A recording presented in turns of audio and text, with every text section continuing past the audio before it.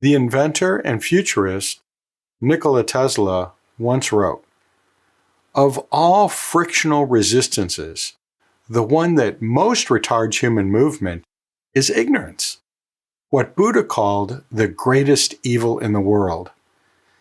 The friction which results from ignorance can be reduced only by the spread of knowledge and the unification of the heterogeneous elements of humanity. No effort could be better spent." Welcome to the A&P Professor, a few minutes to focus on teaching human anatomy and physiology with a veteran educator and teaching mentor, your host, Kevin Patton. In this episode, I talk about taking bold steps in teaching. I ask, is digital note-taking better than paper? I talk about the pandemic 20 and diluted blood plasma's effect on aging.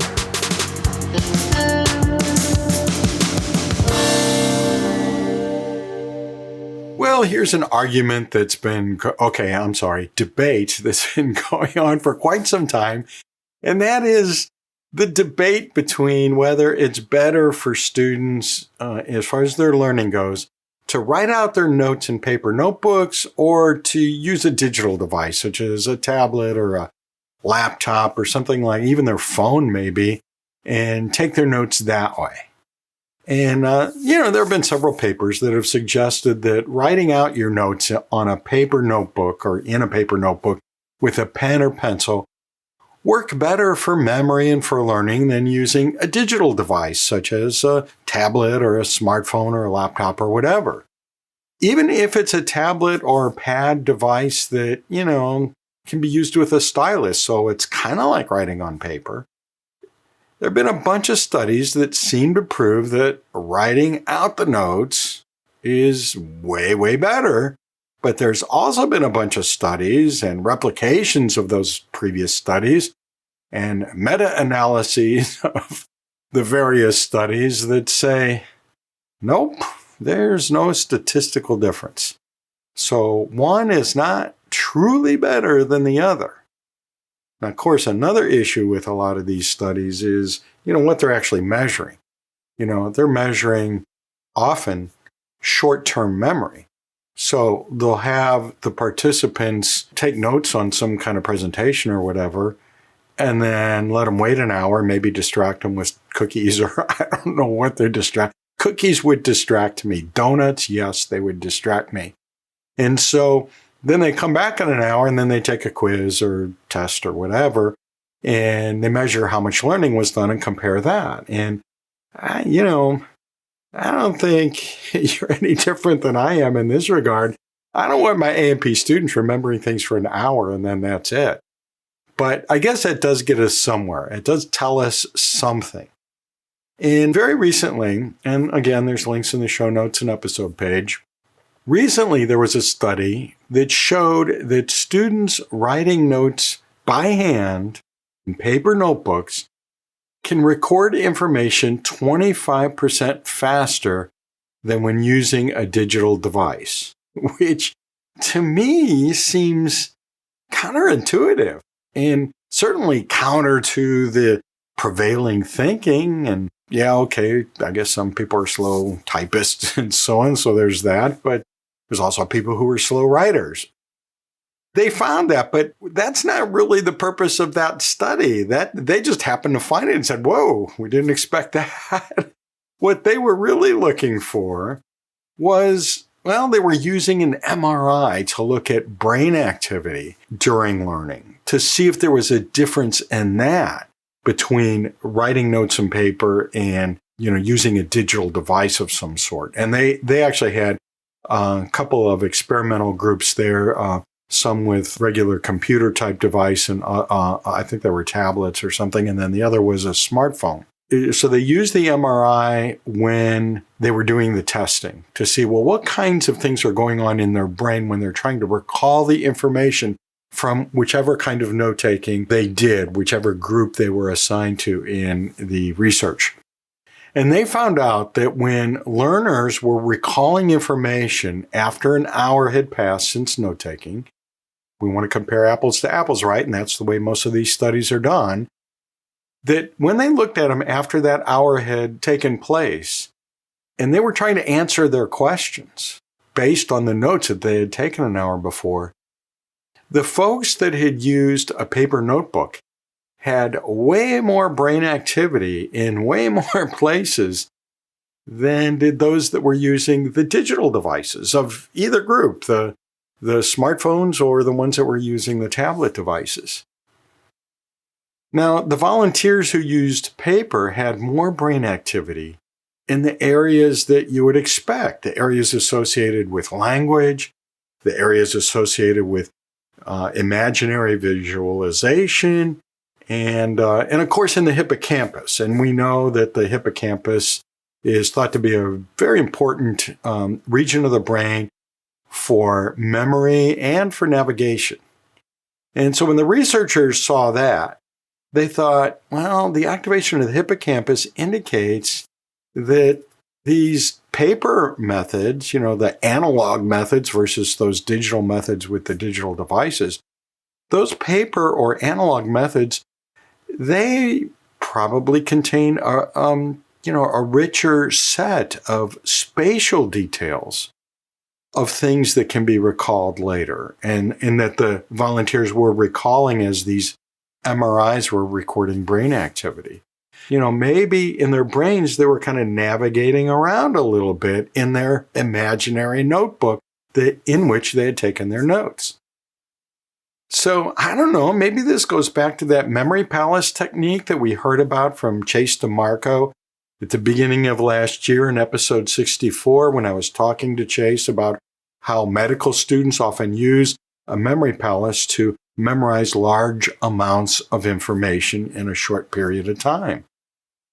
And recall that a memory palace is where you imagine a physical place, for example, your bedroom, and then you imagine different concepts you need to recall in different specific places within that bedroom. Now, with paper notes, you're kind of making a physical memory palace, right, on paper. You can often recall, I can often recall where ideas are written on a page, like where on the page, and how that relates to the position of other ideas that I have written out on the page. Is it halfway down? Is it all the way down? Is it up in the corner? And so on. But, when you're using software to take notes, it's all kind of the same, and it scrolls past and so on, and you can't really visualize where in that scrolling long piece of virtual paper that information is. So it's less likely that you're going to be, subconsciously building a memory palace when you're using the software, when you're using a digital device. Now, I use digital notebooks as well as paper notebooks. And I find that the more often I use digital notebooks, the better I get at it. And a big part of that getting better at it is that I'm learning how to take some of those physical things about paper notes and replicate them in my digital notebook. I usually use Microsoft OneNote, and that lets me draw connecting lines and add different color highlights and different colors and style and typeface of fonts, and I can add images. I can even draw out little sketches, not as easily as I can with my green pen on my little note cards or in my notebook. But I can do it, and I'm getting better at that. So I'm probably going to be doing that more and more. When I first start using OneNote, I just type things up, just, whatever the default type style was and so on. And then I start using different color fonts. And then I start using some big and small fonts. And then I started adding highlights. I was building up my repertoire, so I'm using all of these things together. And then I start using the draw feature, and I start drawing things in, usually arrows from one part of the page to the other. It was getting more and more like my use of a notebook. As a matter of fact, I added in, I didn't even know I could do this at first, but I added in a background so it actually looks like notebook paper. It has the little light blue lines with the red margin along the edge, left edge, and so on. So it even looks like a physical notebook. So it's getting more and more that way. I use my digital notebook for these podcast segments. I'm right now looking at some highlights and other markups that guide me as I put my thoughts out there vocally. That's where my notes are. I've done the research and I've jotted down my notes, and now I'm looking at them as I sort of explain this. And that's how I do almost all the segments, is using my digital notebook. I can't recall ever using a paper notebook for these podcast segments. But you know what? After all that note-taking from doing research in different journals, it's not until I do this part, explaining it all verbally, out loud to you, that it really sinks in enough for me to remember it for the long term. In other words, I can do a bunch of research, put together all I need to do one segment, and then set it aside. When I come back to it, I have to refresh myself. I don't remember it all that well. I remember some of it, and it starts to click a little bit. But you know what? After I've done one of these segments and actually recorded it, I can easily recall it for quite a while afterwards. So maybe that's like when we tell students to get in study groups and explain your notes to each other. It's adding another kind of learning activity that adds even more kinds of brain activity to the mix, and therefore adds more kinds of memories about those ideas. And I'm thinking that makes retrieval easier. The more places and the more kinds of ways we represent that information in our brain and the connections made between them, that's going to make retrieval easier, and especially for the long term. In this recent study, they did find that the paper note takers also scored better than the digital note takers, especially on test items that required deeper and more solid cognition. I think that's kind of intuitive. I think we would expect that. I think that for now, paper is winning the battle, but I suspect some clever folks are going to find ways to translate some of these advantages to the digital platform. Maybe we're not quite ready to call the winner yet. And maybe I should hold back on my tendency to want to assign superior magical properties to this or to that particular learning strategy.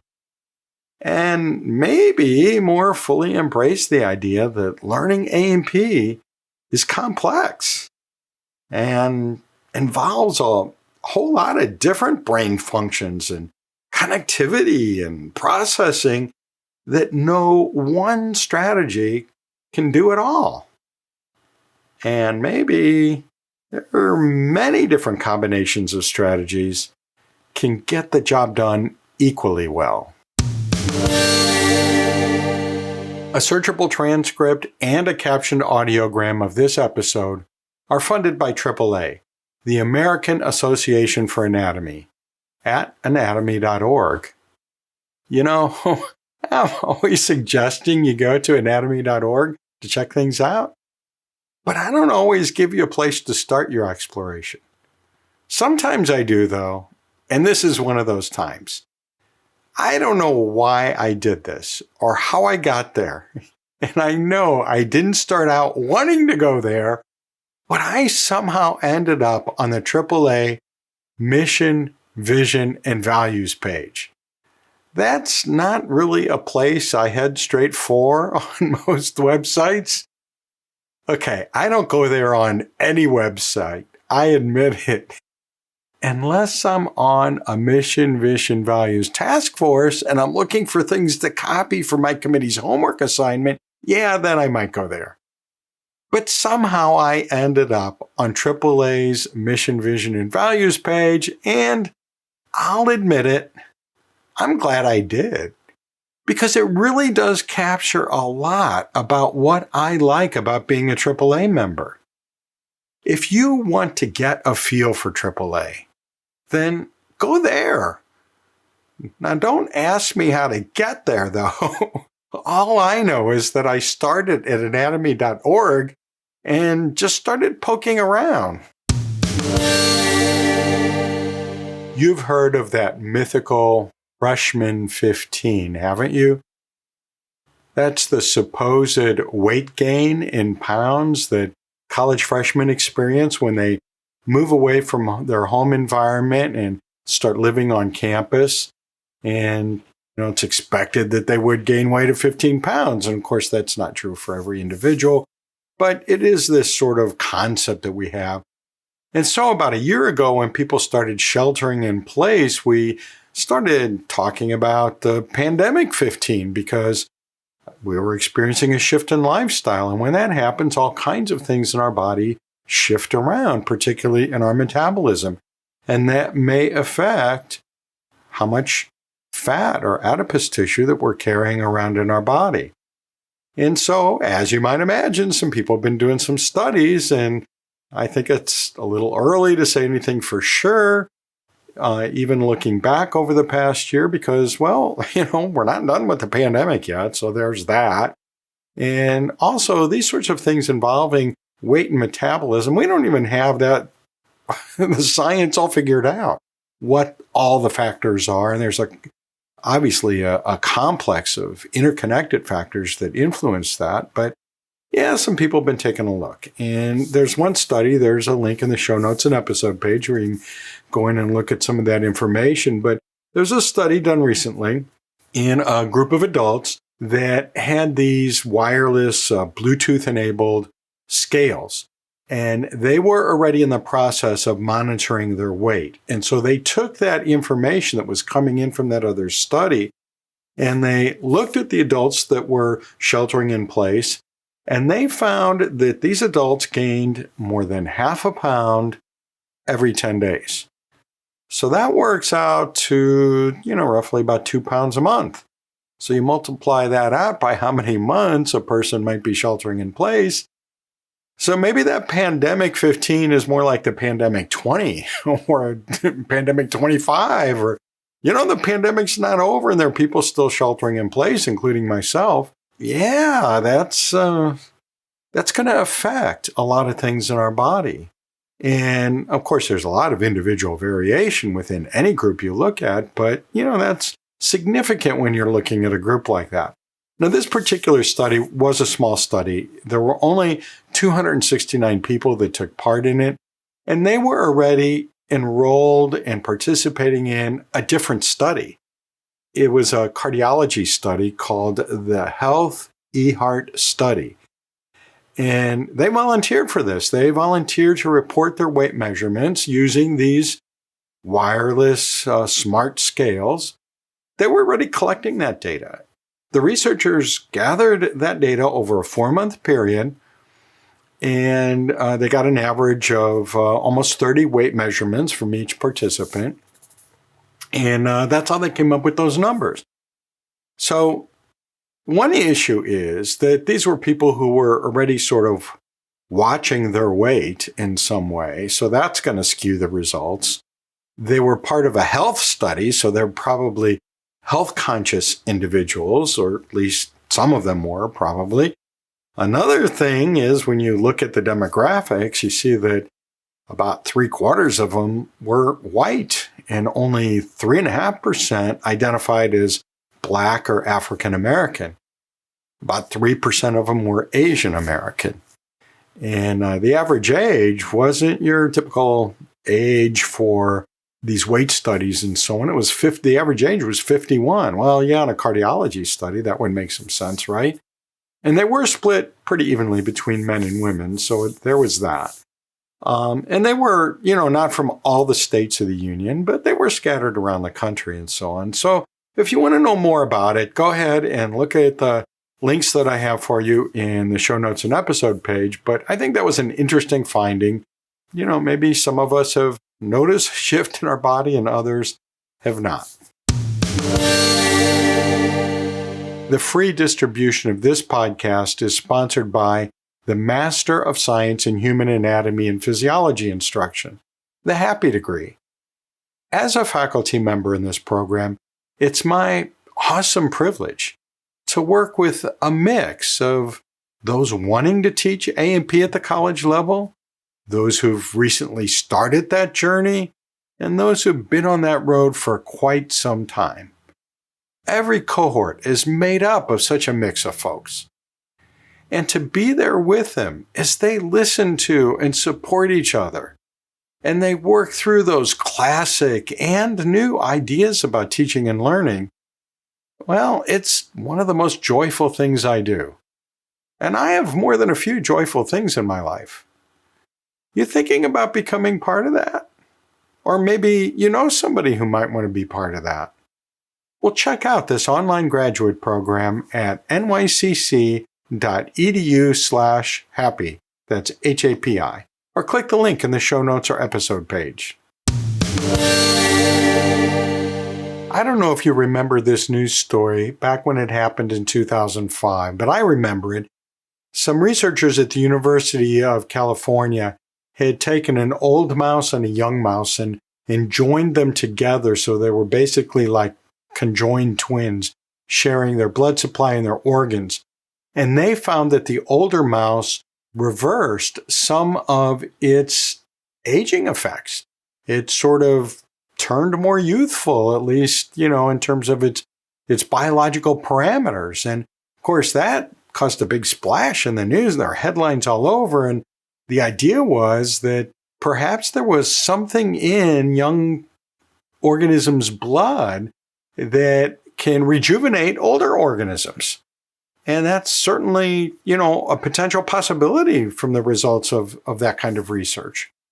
But they also realized that there could be another explanation, and that is that maybe there's something in the blood of people as they age that builds up and builds up, maybe a blood protein or something like that builds up and has detrimental effects that cause some of the signs or symptoms of aging and reduce some of our functions in our body or make us more prone to certain diseases and disorders. And so that was the other option.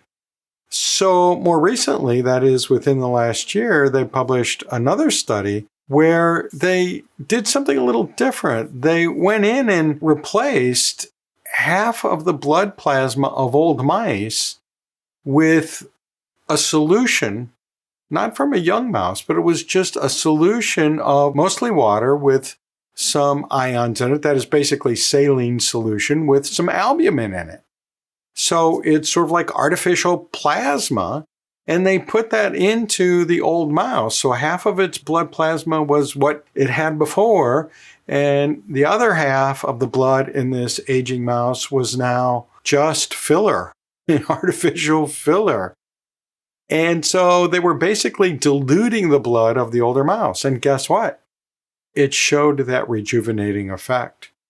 So of the two most likely possibilities, that there was some chemical or group of chemicals in young organisms' blood that causes older organisms, when introduced, to appear younger. That's one possibility. They found out, well, that's not it. What it is that there must be something as we age that builds up. And that kind of goes along with some research I talked about in the previous episode, episode 89, where that protein called NFL, can build up in people. And if it's at a low level, then that may mean that a person will live longer.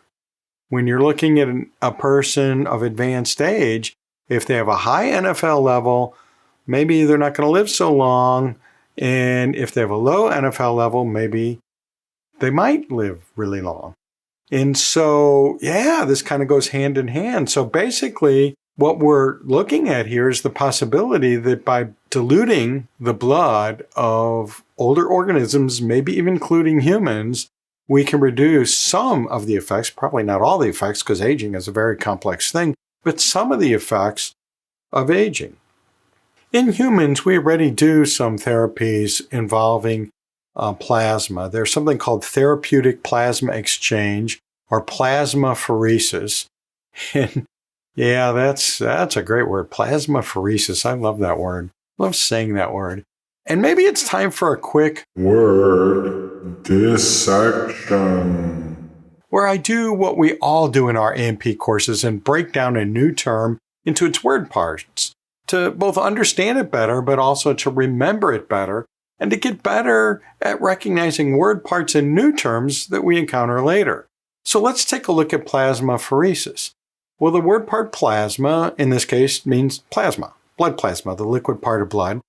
But plasma is a word part that literally means whey, W-H-E-Y, which is that watery stuff that can be separated from curds, when we convert milk into cheese. So it's the watery part. So yeah, that kind of makes sense why we would have named a blood plasma plasma, because it resembles the whey that is formed during cheese making.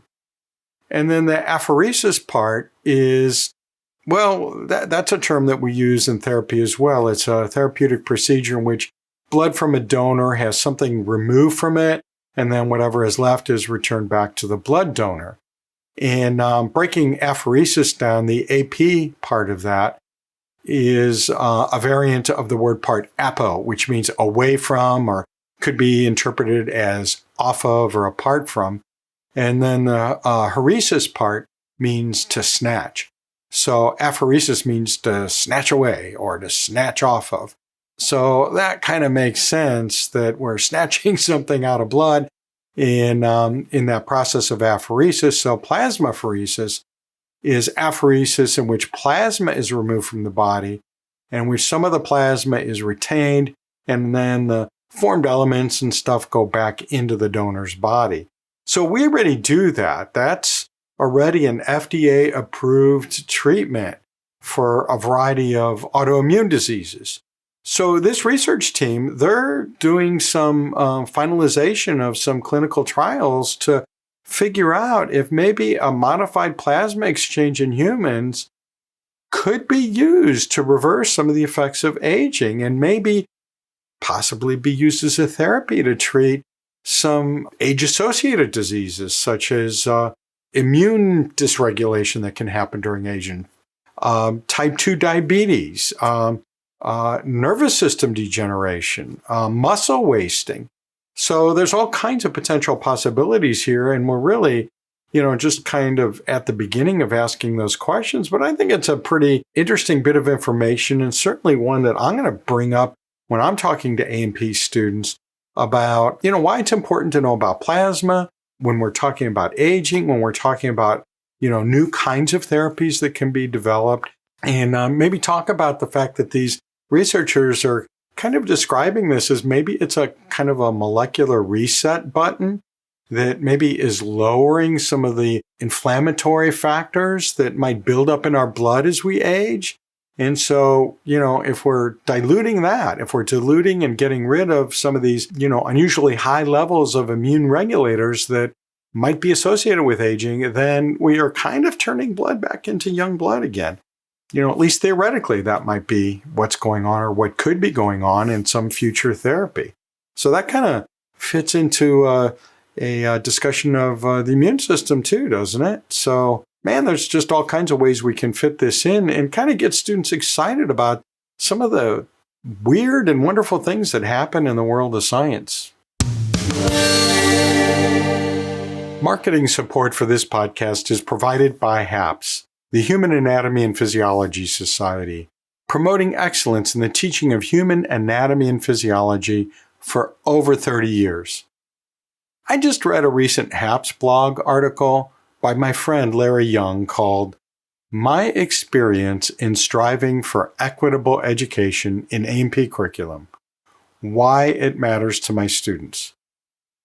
In the article, Larry does a great job of helping us better understand why inclusion and equity are important for us A&P educators to pay attention to. And he gives some simple, easily implemented practical strategies that have worked for him and that we can adapt for our own courses. To find Larry's blog post and lots of other great articles, go visit HAPS at theapprofessor.org/HAPS. That's HAPS. And then click on the HAPS blog under the Communicate tab in the ribbon along the top. Over the past few years of this podcast, over the last decade or so of the A&P Professor blog, and over the last several decades of my various other publications and workshops and conversations with you and others in the A&P teaching community, I've proposed, advocated, and sometimes even pummeled you with some weird or at least non-classical ideas about teaching A&P.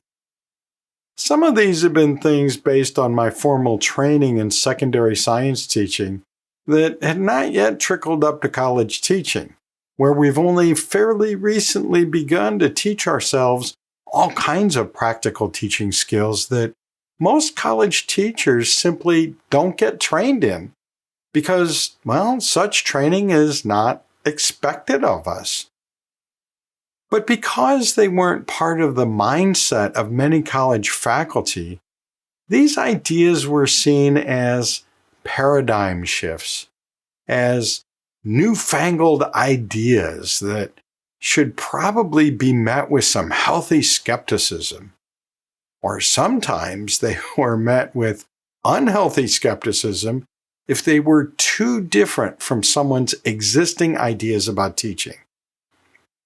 A few of the things I've proposed have been either borrowed directly from other teachers or from the teaching communities of other disciplines, or adapted or repurposed or turned upside down and inside out and twisted around. Some of them have even had some creative embellishments that came to me in a dream, or, well, more likely while walking my dog or taking a shower. I used to get almost all my insights while cleaning out animal enclosures, but I traded in that shoveling of stuff for a career in academia years ago. Anyway, you can imagine from hearing about all of my offbeat ideas about teaching A&P that I'm what you could call an experimentalist when it comes to teaching. I'm never satisfied that I'm doing things the best way that they can be done. I'm always trying new things to see if they work better. I'm always listening to what others are doing. If it sounds weird, but the teller of the story is enthusiastic about it, well, I usually listen a little closer because they're probably onto something, because that's what's generating their enthusiasm. Why else would they take the risk of telling folks about their offbeat teaching techniques? Yeah, they're experimentalist teachers too. But I got to tell you, every offbeat thing I've heard or pieced together while walking the dog, I've resisted at first. Every one of them. Randomized cumulative online tests, open tests, mastery teaching where a student has to pass one test to be able to get to the next test, clickers, badges, flipping, flopping, and all the rest, I thought wouldn't work. Not in my class, not with my students, not at my institution. But these ideas just kept nagging at me. They'd pop back into my head from time to time. And then I'd try to work out all the kinks in the back of my mind. Then on paper. And then, well, I'd just dive in and take a risk. The longer I teach, the more I realize that there are worse things than trying something new and having to fix it on the fly, or maybe even throw it away if it doesn't work out. I've found that to be satisfied with myself as a teacher, I sometimes have to take bold steps, to try new things to see if they work better, or not. Some, not all, but some of the things that I've tried have worked unbelievably well for my students. So much so that I excitedly explain them to whomever will listen, like you. But there's the rub. Not many people listen. And of those, not many accept what I'm telling them. Even when I have data. Even when I point to experimental evidence that directly or indirectly supports what I'm telling them. And you know, That's discouraging. And that's the reason I'm bringing this up. Because I think that if you're listening to my podcast, you're an experimentalist too. I think you've probably taken some bold steps in teaching and are looking for ideas from other experimental teachers, taking bold steps of various kinds, and then molding them into a version that might work for you and for your students. And well, just trying them out. And I think maybe sometimes you get discouraged too. So what I want to say to you right now is, yep, that's how it works. If you're an early adopter, an innovative course designer, an experimentalist willing to try new things, you're going to meet resistance. And if you didn't, then it's probably not really a new or bold thing you're doing. Maybe being discouraged by a lack of interest of others in the A&P teaching community is a sign that what you're doing really is cutting edge. Cutting edges are sharp and potentially painful, right? That resistance we sometimes get from colleagues is like the sense of pain. It's a gift. It tells us when we're doing something potentially harmful. It gives us a warning to stop and think. And that's good. If we just charge ahead with any new idea we dream up or hear about, it could be harmful to us and to our students. That wall of skepticism can prevent us from bad outcomes, right? It's what we do with it at that point that matters. Do we let it completely defeat us? I don't think that's a great plan. Even though the stress of our lives sometimes lead us in that direction, it's not really constructive strategy. If instead of simply giving up in the face of our own or other skepticism, we take time and effort to tease out all the criticisms and answer them in our own minds, we may find out that, well, it's not a good idea after all. But then again, by analyzing the criticisms, we may find answers to those criticisms, or we may find tweaks to our original ideas that take care of those criticisms. Or we may realize that the possible negative outcomes maybe aren't all that bad, that they're manageable, or maybe not even all that negative. For example, when I'm throwing out one of my half-baked ideas to colleagues, I often hear them tell me that their students would complain too much. Heck, I tell myself that sometimes. My students are going to complain if I do this. But is that really an authentic negative? Is that a reason not to try something that's potentially beneficial to learning? In our HAPI graduate program for A&P faculty, every one of our A&P content courses has a required written paper on a topic that relates to clinical applications to the basic science that we're studying in that course. And our students complain. But we know it works for learning. One of the many bits of evidence that confirm that is that by the time they reach the end of our program, they're telling us that they kind of regret the complaining, because they now, at the end of their program, see the value they gained from that experience. Maybe the desirable difficulty necessary for learning does generate some complaining. And maybe in that case, the complaining is okay, even if it's not very pleasant. Sometimes student complaints come from having to do something differently than expected. We all do that kind of complaining, don't we? Every time we get a new college or university administrator, we get a new set of procedures that are fixing problems that probably don't even exist. And we complain. But even when the new procedures really are better, we still complain, right? Because it's new and it's different.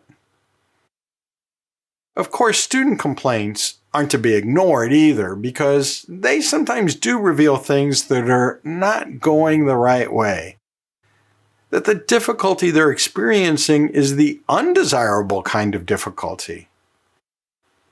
But to dismiss some new strategy in our A&P courses simply because it may cause complaining, to just give up on it without exploring the kind of complaining it may generate, that probably isn't a good idea. So not all negatives about some bold step you're contemplating are really all that negative. But thoughtfully exploring them before going forward is worth the trouble. Sometimes the pushback to our new ideas, or newly discovered ideas of others, comes from the same kinds of things that trigger student complaints. Maybe it's just different from what our colleagues are used to. What we've all learned to think as, well, the right way to do things. And so they do what we all do and push back against it. As I just mentioned, I do that myself with these ideas. Then I work through them, and if it gets far enough along to tell others about it, or maybe I've even tried it in my courses and it's worked, and then I'm confident in the idea, but my colleagues haven't had the chance yet to work through those criticisms. You know, sometimes those colleagues, they never come around. And worse, sometimes they try to block us from experimenting, or from continuing with a strategy that our experimenting has proven to be effective for learning. Maybe these colleagues will even go so far as to dispute our strategy publicly, to discourage others from going down the same or similar road or joining us in that experiment. I'm not talking about the kind of public debate that teases out the best possible outcome. I'm talking about that destructive, sometimes dismissive kind of criticism that tries to shut down honest debate. Why do our colleagues do that sometimes? Go beyond that natural initial skepticism to a more harmful kind of blocking. Well, I've got an answer. And I'll give you that answer after this quick brain break. I recently finished my 4th decade of teaching anatomy and physiology. I can hardly believe it.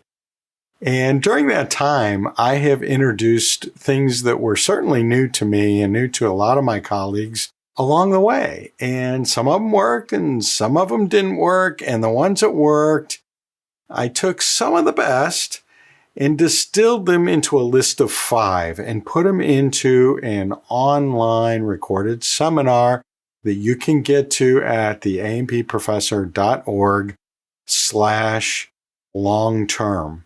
Because these are about enhancing long-term learning. As a matter of fact, the seminar is titled 5 Powerful Ways You Can Enhance Long-Term Learning in Your Course. And just briefly, they include spaced retrieval practice, test debriefing, pre-testing, cumulative testing, and initial exams. You want to know more about any one of those? Go to the approfessor.org/long-term and watch the seminar. And when you're finished, make sure that you claim your credential so you'll have a badge that says you know about these techniques in enhancing long-term learning in your A&P course. I've been talking about bold ideas in teaching and why our colleagues sometimes resist or even block us when we share those bold ideas or attempt to try them out. And I mentioned that I have an answer to that why question. Why do they do that? I do have an answer, but you're not going to like it. No, you're not. Because my answer is, I don't know. I don't know why they do that. But, okay, this is something I've looked into. And I do have answers that other folks have worked out. And I think there's something to all of them. But also, I think that there are so many complexities and so many different situations that, well, these answers are not entirely satisfactory. But let's look at a couple of them. One answer is that average people and mediocre people want everybody to be average or mediocre. I don't know, that's pretty simplistic, and it's probably not even true. But maybe that notion leads us to the possibility that it's about an imbalance of power. It's clear that sometimes blocking or lack of support comes from the widespread biases encountered by many junior faculty, especially people of color, women, immigrants, those who identify as LGBTQ+, and, well, other marginalized groups. And some folks tell me that it's often hard to accept that anyone close to us may have an out-of-the-box idea. Maybe that saying that no one is a prophet in their own land has a grain of truth in it. And that leads me to a useful strategy. That is, accept that pushback or dismissal of your ideas are not always rational and not necessarily personal. Maybe it'll work to try to find ways to, work around the situation so that you can continue with your bold experiment. One of the most effective ways of doing that I've found is to find your most ardent critic and find out what's motivating them. Ask them about their criticism and use that to try to bring them on board with, or, at least get out of your way if they can't believe in the experiment itself. I've always thought that a superpower that we educators have, but rarely use to solve these kinds of problems, is that we can teach. So maybe educating our critics may help reduce the friction. Teach them. We know how to teach.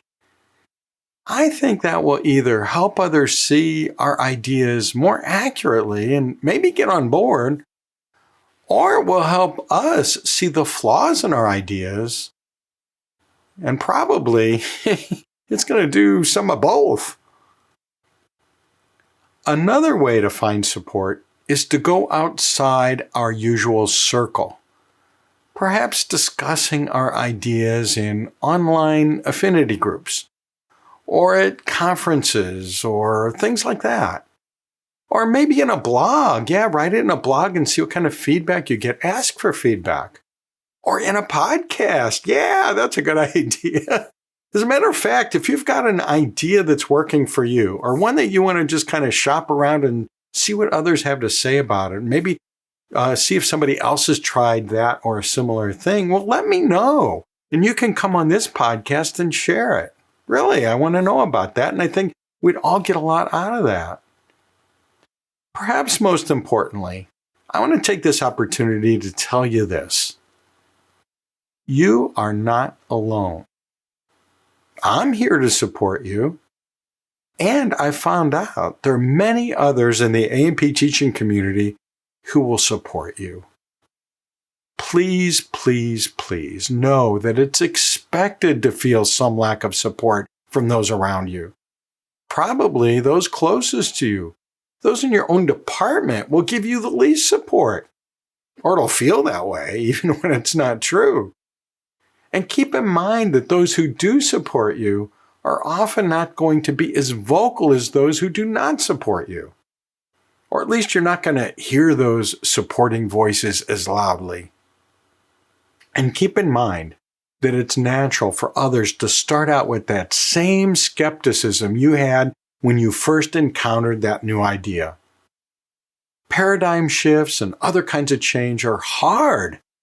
We naturally resist them at first, no matter how wonderful they could potentially turn out to be. And finally, a word to those around or near faculty who are taking or about to take a bold step in teaching, especially those of us who are senior faculty with some cultural or institutional power. Why not take a moment to ask questions and express interest and be open and, well, maybe just listen?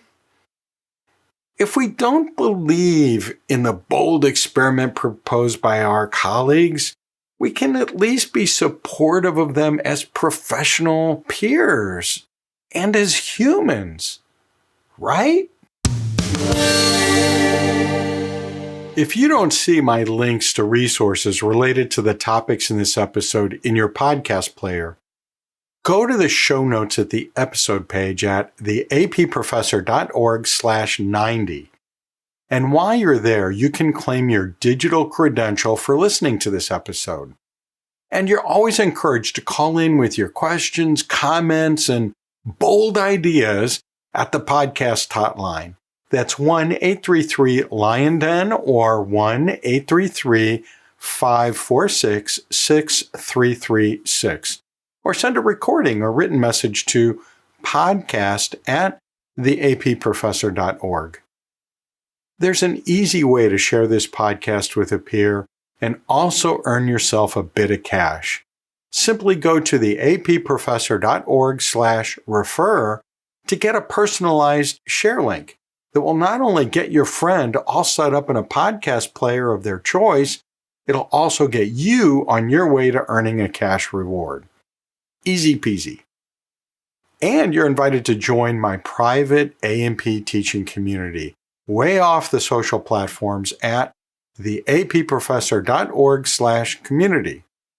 It's a place where you can test some of your bold ideas, hear bold ideas from others, or just hang out in our virtual happy hour every Tuesday afternoon.